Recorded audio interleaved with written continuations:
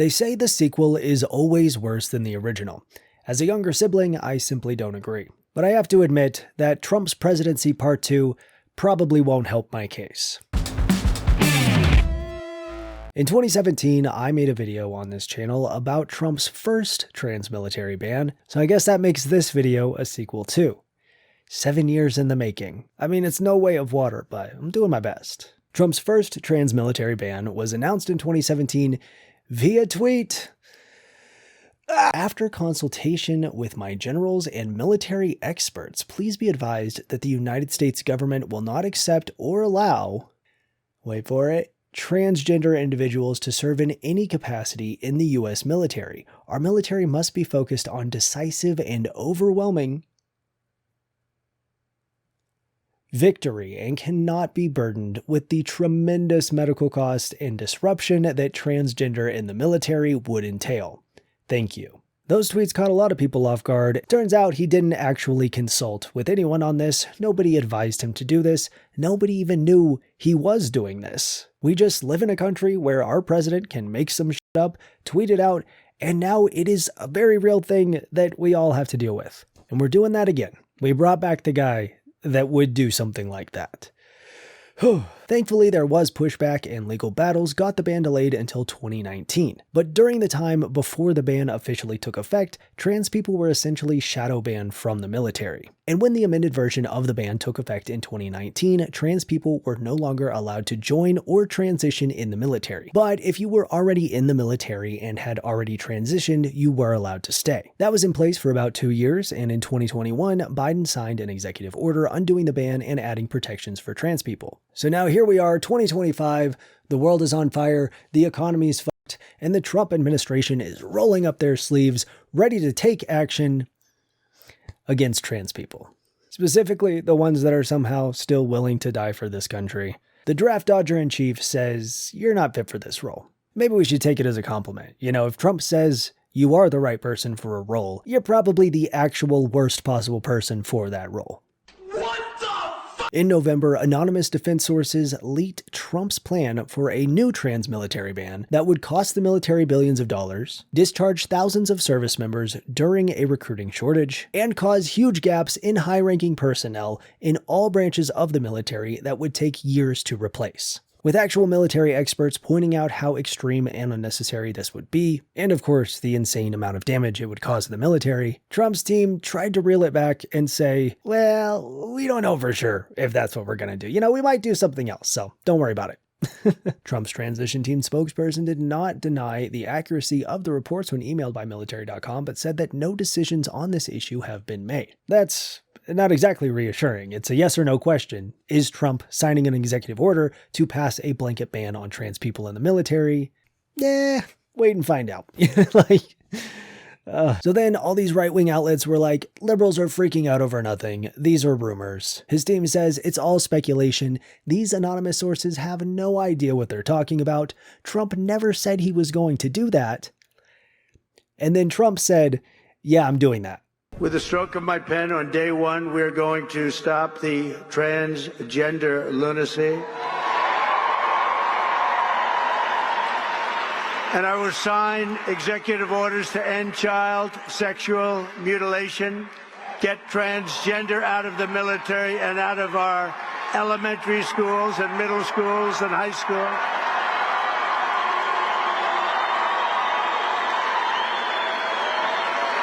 Ouch. All right, y'all don't have to keep going. Damn. Ah, yes, the cheers of people whose lives have never been and never will in any way be affected by this. That's great. Honestly, it's weird that Trump's team even, kind of denied this in the first place when he literally campaigned on this issue. He's been talking about banning trans people from the military for years. I'll also restore the Trump ban on transgender in the military. We're going to end that. But I guess that doesn't count. It should just be assumed that he was lying to get votes. Is that what they're saying? Transgender. Speaking of spreading anti-trans sentiment for political gain, let's take a closer look at the support for this ban and where it seems to be coming from. So now that Republicans have turned trans people into a problem that only they can solve, the loudest and most prominent voices constantly speaking about trans people are the ones insisting we're a problem. So the majority of trans-related media and content that is being produced and shared and consumed is not great for us. So like now the average Joe who is neutral on the situation and just wants to inform themselves on trans issues and figure out what's going on is more likely to encounter misinformation and form transphobic views. Like with this trans military ban, the majority of coverage is coming from right-leaning news sources. 67% of articles posted about the trans military ban are from the right. Now that doesn't automatically mean they're bad, but if we scroll through just the articles from right-leaning news sources and check their credibility, we see mixed factuality, low factuality, low factuality. Most of them are mixed or low factuality. And this score is based on the average rating of 3 other fact-checking systems, and it's ranked from very low factuality all the way to very high factuality.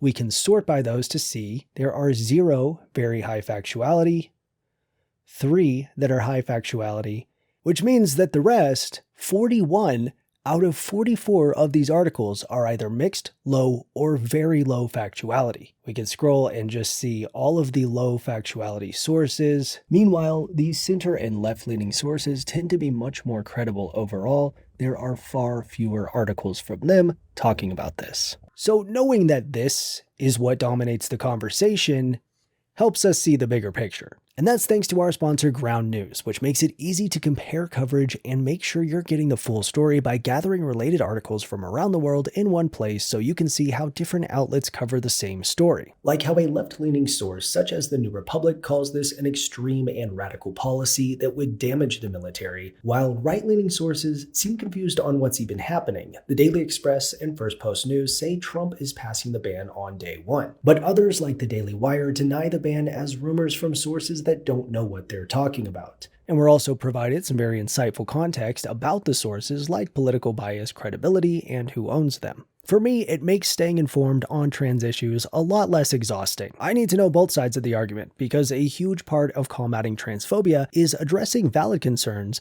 while also identifying misinformation and correcting it. And with Ground News, I can get all the information that I need without having to manually dig through all of that transphobia to find it. And you can too. Ground News is giving my viewers 40% off the unlimited access Vantage plan. Click the link in the description or go to groundnews.com/Turner and check it out. So hold that information in your mind, as now it is time for us to bust some myths about the trans military ban, because there are 2 reasons people think this is a good idea, and both of those reasons are bullshit. So let's talk about the expectations versus reality of what this ban would actually do. Starting with money. Myth number 1, trans people are way too expensive. We need to kick them out of the military to save money. With all those hormones and surgeries racking up a soldier's medical bill, the average annual cost of trans healthcare for a service member is about $650. Or to put that into US defense budget terms, roughly the cost of 1 toilet seat. The total spending on trans healthcare for all the trans service members comes out to about $8 million a year. That's almost 10% of the military's annual Viagra budget. It doesn't come out of the Viagra budget, don't worry, but I mean it could add to it. Think of all the boner pills I could buy. And they're gonna need them now that all the hotties are gone. Okay, I'm not denying that $8 million is a lot of money. Obviously, that is a big number and that's why this argument appeals to people. But in the context of our military, with a defense budget of over $800 billion, and a department that is notorious for wasting unfathomable amounts of money and funneling our tax dollars into the pockets of CEOs, it feels like we're focusing on the wrong thing here. Like we have hundreds of billions of dollars going from our defense budget straight to a handful of corporations that overcharge the military for stuff we don't even need. And in order to start cutting costs, we're going to crack down on, the healthcare that we provide soldiers. That's like throwing all the crew members overboard so that your ship sinks a little slower instead of addressing the giant hole in the bottom that is the entire reason we're even taking on water in the first place, you know? But even if you're not convinced, you think we need to do whatever we can to save money, banning trans people won't do that. Because that $8 million savings comes at a cost of $19 billion. Banning trans people from the military would cost an estimated $19 billion. Here's how. As I mentioned earlier, the military has a massive recruitment shortage. For the last couple years, it is the hardest it has ever been to get people to join, and they're missing their recruitment goals by a lot. Our active military duty is the smallest it has been since 1940.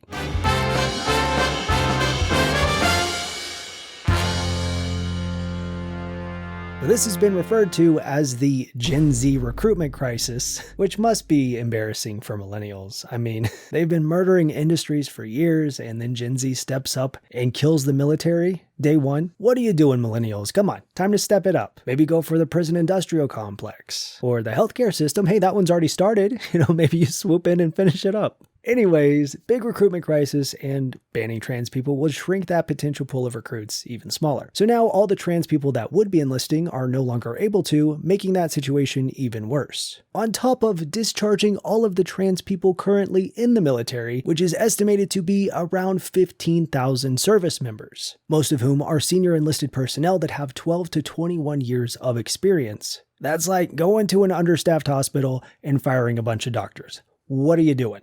You're making shit worse, and you're costing us a bunch of money. So the cost to recruit and train replacements was estimated at about $1 billion back in 2017 when the first ban was announced. So given that there are a lot more trans people in the military today and everything is more expensive, I would assume that that number is a bit higher. In addition to the roughly $1 billion it would cost to recruit and train replacements, the military would also be losing $18 billion of capital investments by discharging all of these long-term, high-ranking members that have years of education and training under their belts. So dwindling our own numbers down to own the libs would be very expensive. It would also cause a lot of logistical problems and create a shortage in personnel that could take up to 20 years to fix. So it's going to cost a lot more than money, but also cost a lot of money. And with that, myth number 1, just busted, if you know what I mean.